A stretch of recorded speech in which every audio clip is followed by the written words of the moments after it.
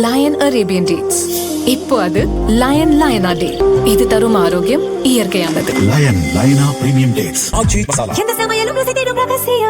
ரூபாய். இந்தியாவில் டிஜிட்டல் பரிவர்த்தனைகள் பெருமளவு அதிகரித்திருந்தாலும் அன்றாட தேவைகளுக்கான ரொக்க பணத்தின் தேவை தொடர்ந்து அதிகரித்துக் கொண்டேதான் இருக்கிறது. இதனால் ஏற்படும் சவால்களை சமாளிக்க பிளாஸ்டிக் நோட்டு முறை கொண்டுவர இந்திய ரிசர்வ் வங்கி திட்டமிட்டுள்ளது. தற்போது புழக்கத்தில் இருக்கும் காகித ரூபாய் நோட்டுகளுக்கு பதிலாக நீண்ட காலம் உழைக்கக்கூடிய பிளாஸ்டிக் ரூபாய் நோட்டுகள் அறிமுகமாக உள்ளது. ரிசர்வ் வங்கியின் நாணய அச்சடிப்பு நிறுவனமான Bharatiya reserve bank note Mudran private limited மூலம் இதற்கான டெண்டர் விடப்பட்டுள்ளது. பிளாஸ்டிக் நோட்டுகளை தயாரிக்க தேவையான பிரத்யேக பாலிமர் சப்ஸ்ட்ரேட் தாள்களை வழங்க உலகளாவிய நிறுவனங்களுக்கு அழைப்பு விடுக்கப்பட்டுள்ளது. முதற்கட்டமாக 10 ரூபாய் மற்றும் 20 ரூபாய் நோட்டுகளுக்கு தலா 34,000 ரீம்கள் வீதம் மொத்தம் 68,000 ரீம்கள் பாலிமர் தாள்கள் கோரப்பட்டுள்ளன.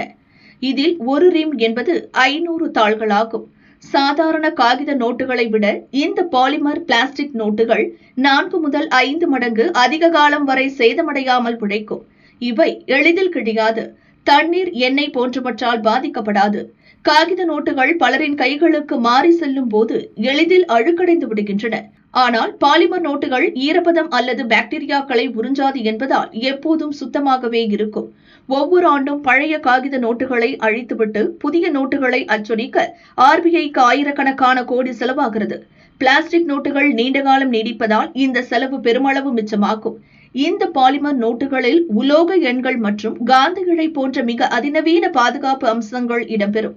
இதனால் கள்ள நோட்டுகளை தயாரிப்பது முற்றிலும் சாத்தியமற்றதாக மாறும். நாட்டின் பாதுகாப்பு மற்றும் பொருளாதார நலனை கருத்தில் கொண்டு டெண்டரில் பங்கேற்கும் வெளிநாட்டு நிறுவனங்களுக்கு RBI மிக கடுமையான கட்டுப்பாடுகளை விதித்துள்ளது.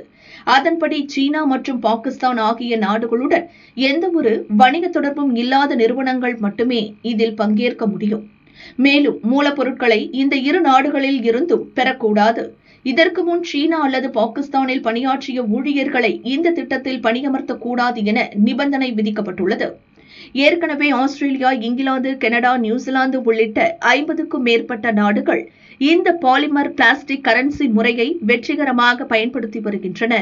இந்தியாவில் வரும் 2027ஆம் ஆண்டிற்கு பிறகு நாடு முழுவதும் பிளாஸ்டிக் நோட்டுகள் புழக்கத்தில் வரும் என எதிர்பார்க்கப்படுகிறது.